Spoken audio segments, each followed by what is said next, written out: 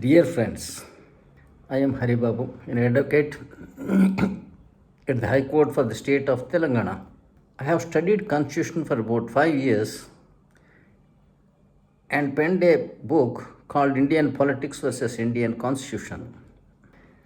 The purpose of my coming before you today is to inform you certain stunning revelations I got from studying the Constitution.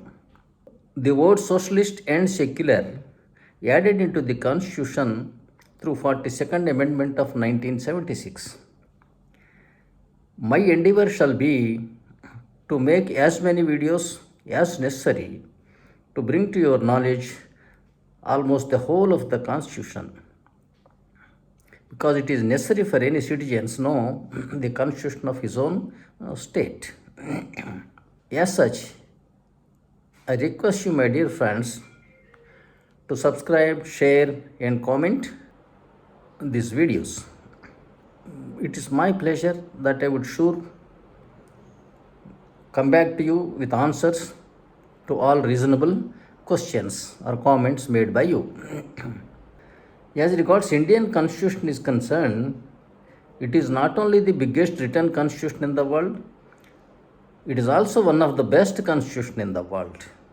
We must all be indebted to great Dr. Ambedkar, who was the chairman of the drafting committee of the constitution, and all the constituent members who participated in its drafting as well as its passing in the Constituent Assembly. But unfortunately, whatever is happening on social, political, and economic fronts in India is not in accordance with what is stated in the Constitution. Today's topic we will be limiting to the extent of addition of socialist and secular into the preamble through 42nd Amendment of 1976. The original preamble reads, "We the people of India, having solemnly resolved to constitute India into a sovereign democratic republic and to secure to its people justice, liberty, equality." But what happened later, socialist and secular, these two words were added into the preamble in 1976 through 42nd Amendment during the emergency period. In fact, during the constitutional debates, one Mr. K.T. Shah, a socialist member, proposed to add socialist, secular, and federal into the preamble of the Constitution, to which Dr. Ambedkar stoutly opposed and succeeded in his attempt. From stalling the proposal to add these words into the Constitution.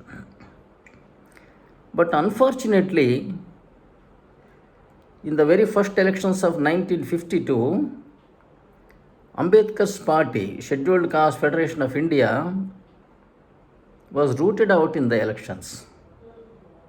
It got just 2.3%, of the polled and valid votes, and he himself lost.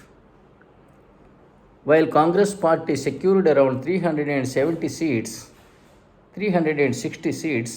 and Nehru became the Prime Minister. We can understand his consternation.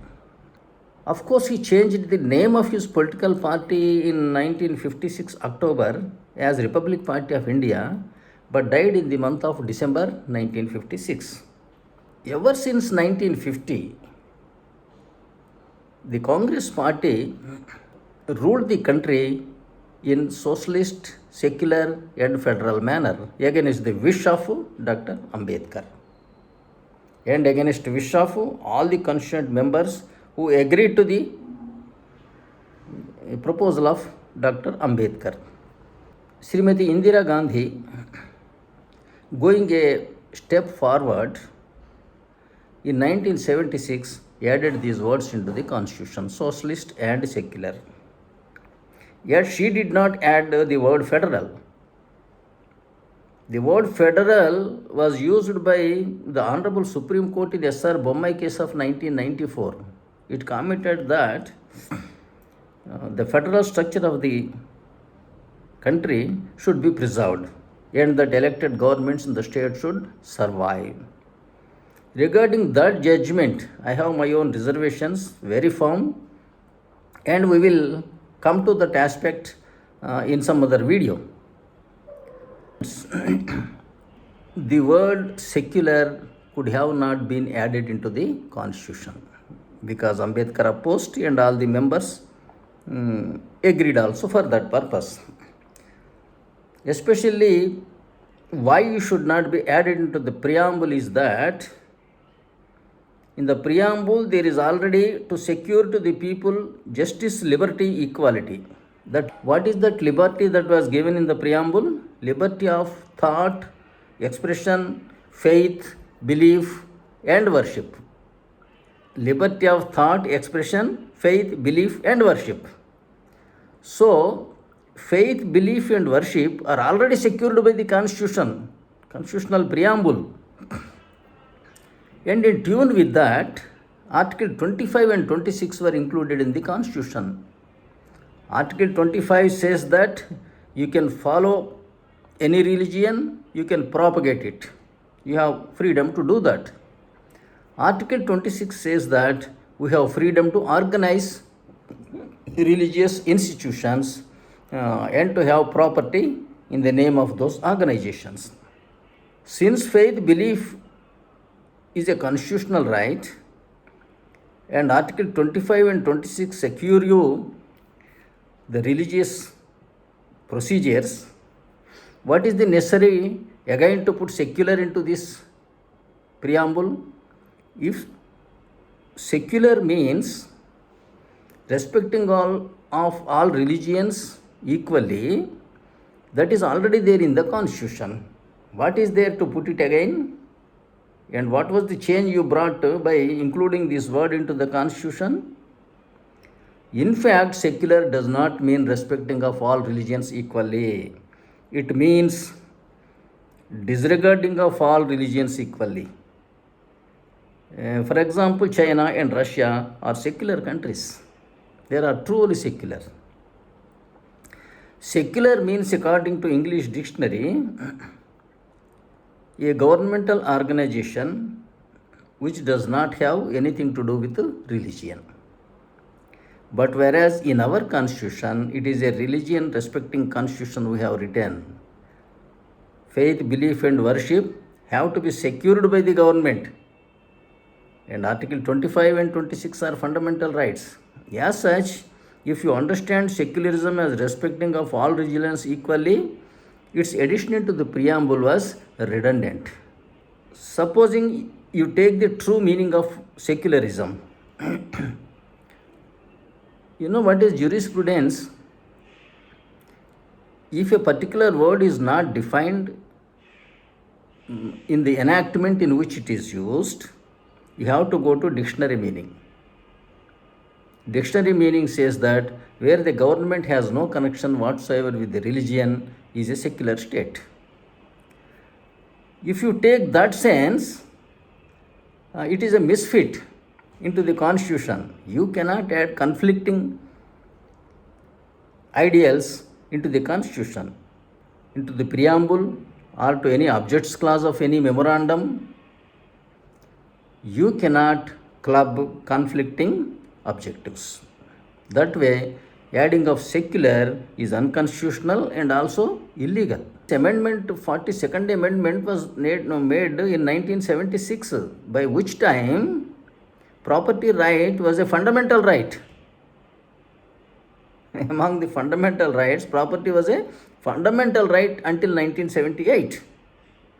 In 1978, through 44th Amendment, that right to property was removed as fundamental right and was included under Article 300 capital A as constitutional right. So when this amendment of 76 was made, by that time property was a fundamental right. When it was a fundamental right, how can you put the word socialist into the preamble? The socialistic economy is that where ownership of private property by private individuals is prohibited. Ownership of factors of production by the state is called socialism. They are mostly communistic countries. So here the property, either it be fundamental right or later it is a constitutional right. So we cannot call the country socialist. But unfortunately, right from 1950 till date, India is being ruled by the ruling parties as socialist and secular and also federal. Now coming to the legalities. Can a preamble be amended? Of course, the parliament has right to amend the constitution under Article 368. Does that amending power extend to the preamble? In my opinion, it does not. Because preamble is the objects clause of the constitution. If you change the object, all the other following operational clauses will become irrelevant, inoperative. So you may change the constitution to achieve the objectives of the preamble in a convenient fashion. Instead, if you change the preamble, entire constitution becomes unenforceable. So you may change any part of the constitution, but in that also, unfortunately, the Hon'ble Supreme Court in Keshavananda Bharati case of 1970 said that Parliament has right to amend the constitution, but it cannot destroy the basic structure of the constitution. Unfortunately, Honorable Court did not spell out what was the basic structure of the constitution. In my opinion, that is a landmark judgment, and SR Bommai case is a landmark judgment in retrograde. Both these cases destroyed Indian constitution, Indian democracy, and Indian sovereignty. To those cases, I will come back to you in some other video again. So you may amend the constitution, but not the preamble. But one Dr. Shantaram or somebody has filed a writ petition in the Supreme Court in the year 2020, challenging the addition of socialist and secular into the preamble through 42nd Amendment of 1976. The Honorable Supreme Court dismissed the writ petition by saying that that was made in 1976.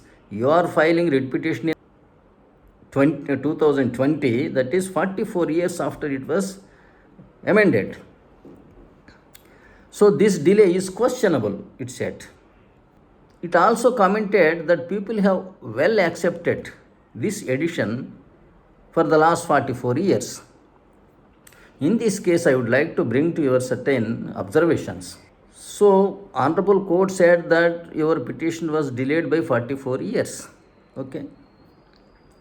But the same Honorable Supreme Court decriminalized IPC 497 after 75 years of its implementation.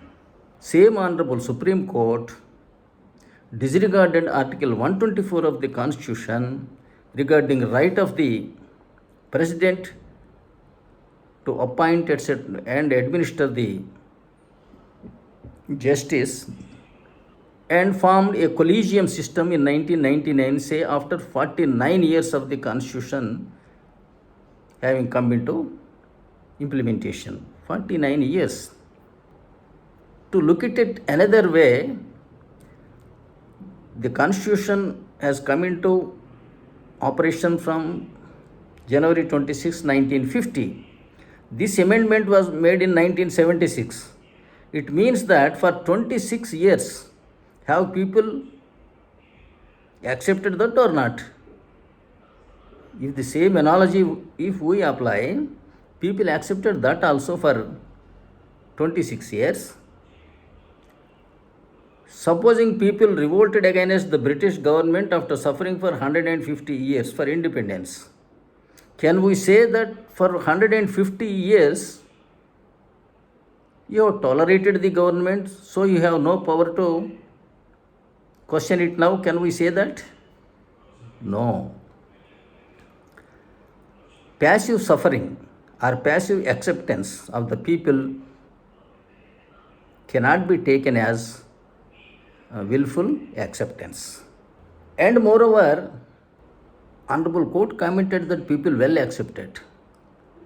The people are ignorant. They will question the provisions of law when it comes to their knowledge, when they are affected.